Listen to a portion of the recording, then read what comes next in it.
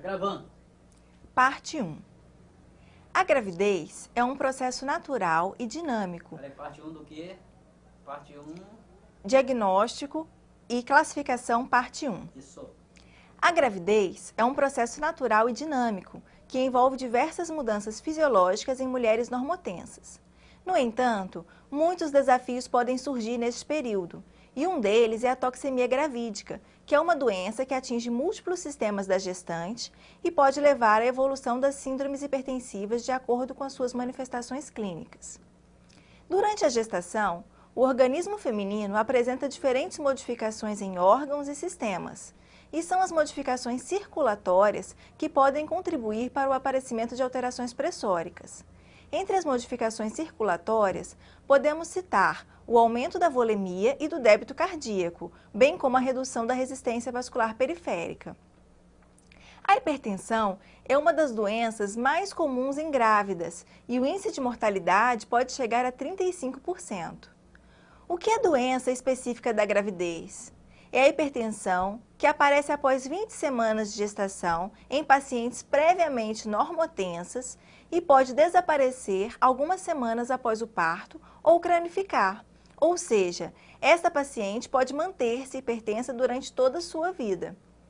Mas quem tem mais riscos de desenvolver a doença hipertensiva específica da gestação? As pacientes diabéticas, com doença renal, as obesas, as gestações múltiplas, a primiparidade, idade inferior a 20 anos ou superior a 35 anos, antecedentes pessoais ou familiares de pressão alta ou eclâmpsia e a raça negra. Como é feito o diagnóstico? O diagnóstico da hipertensão arterial é feita com medidas maiores do que 140 por 90 milímetros de mercúrio, na média de pelo menos 2 medidas, com a gestante sentada, com o braço ao nível do coração, os pés apoiados no chão e com um manguito de tamanho adequado. O que diferencia a hipertensão gestacional da hipertensão essencial é que a hipertensão gestacional tem início entre 20 semanas de gestação e 8 semanas após o parto, enquanto a hipertensão essencial pode ter início a qualquer época da vida. A doença hipertensiva específica da gestação pode ser classificada em hipertensão gestacional, pré-eclâmpsia, eclâmpsia e síndrome HELP. Agora que sabemos o que é doença hipertensiva específica da gestação e como ela pode ser classificada, falaremos separadamente sobre cada uma delas. Começaremos então com a hipertensão gestacional, que é definida como hipertensão que se desenvolve após 20 semanas de gestação e retorna aos níveis basais nas primeiras 12 semanas de puerpério. Porém, tem probabilidade de recorrência de 80% em gestações subsequentes. Quando retorna ao normal nas primeiras 12 semanas de puerpério, ela é dita como hipertensão transitória da gravidez. Mas quando esta elevação da pressão arterial se mantém além das 12 semanas após o parto, é dita como hipertensão crônica. Como vimos, a hipertensão gestacional pode ter um curso benigno, estar presente durante a gestação e se resolver até algumas semanas após o parto, ou pode permanecer após o parto, sendo então dita como hipertensão crônica. Uma gestante que desenvolve a hipertensão arterial pode passar a gestação inteira sem maiores intercorrências, ou pode evoluir com complicações da doença hipertensiva, como a pré-eclâmpsia, a eclâmpsia ou mesmo a síndrome HELP. Essas complicações podem ter desfechos catastróficos, tanto para a mãe quanto para o feto. Por isso, é importantíssimo um diagnóstico precoce e certeiro da hipertensão em uma gestante. E esse diagnóstico deve ser feito a tempo de fazer um pré-natal com qualidade. Quando as gestantes que tiverem pré-eclâmpsia te perguntarem se uma nova gestação poderão passar por isso novamente, você já sabe a resposta. Mas, para que não esqueça, não custa falar novamente. A probabilidade de recorrência é de 80% nas gestações subsequentes daquelas pacientes com pré-eclâmpsia prévia. Falaremos então agora das complicações, começando pela pré-eclâmpsia, que é caracterizada por uma hipertensão arterial, proteinúria e edema, sendo que o edema atualmente não consideramos se ele for encontrado isoladamente. Mas o que é proteinúria? É definida como a excreção de 300 mg de proteínas ou mais em uma urina de 24 horas. A pré-eclâmpsia se apresenta como a forma de hipertensão na gestação que oferece maior risco à gestante e ao feto, devido à dificuldade de controle pressórico.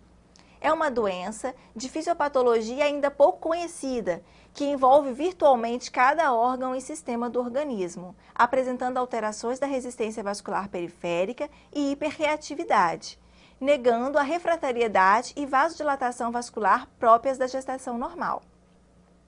Para a Sociedade Brasileira de Cardiologia, a pré-eclâmpsia ocorre em 5 a 8% das gestações e é a principal causa de morte materna e perinatal em países em desenvolvimento, sendo que os desfechos dependem de fatores como idade gestacional em que foi feito o diagnóstico, a gravidade da doença, a qualidade do atendimento prestado e a presença de outras doenças pré-existentes ou não.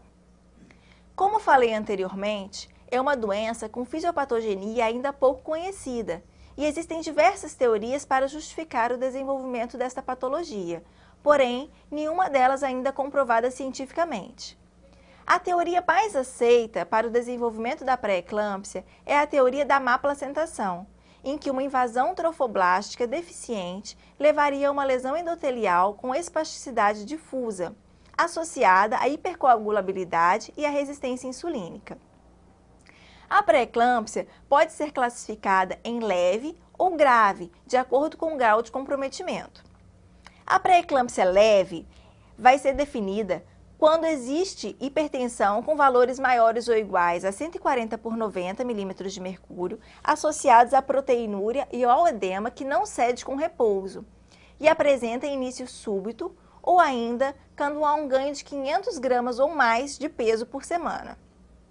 Já a pré-eclâmpsia grave deve apresentar um ou mais dos seguintes critérios: pressão arterial diastólica maior ou igual a 110 milímetros de mercúrio, proteinúria igual ou maior que 2 gramas em 24 horas ou 2 cruzes em fita urinária, oligúria menor do que 500 ml por dia ou 25 ml por hora, níveis séricos de creatinina maiores que 1,2 mg por decilitro, sinais de encefalopatia hipertensiva, que são cefaleia, queixa de turbação visual, ou dor epigástrica ou dor no hipocôndrio direito. Ficou claro a importância de evitarmos esta complicação? Falaremos depois como tratá-la. Evoluindo no problema, a eclâmpsia é a ocorrência de crises convulsivas tônico-clônicas, seguidas ou não de coma em pacientes previamente com pré-eclâmpsia, e podem aparecer antes, durante ou até 10 dias após o parto. Geralmente, as convulsões são autolimitadas, durando em torno de 2 a 3 minutos e podem ser precedidas por queixas como cefaleia, epigastralgia, alterações visuais e dor no quadrante superior direito do abdômen.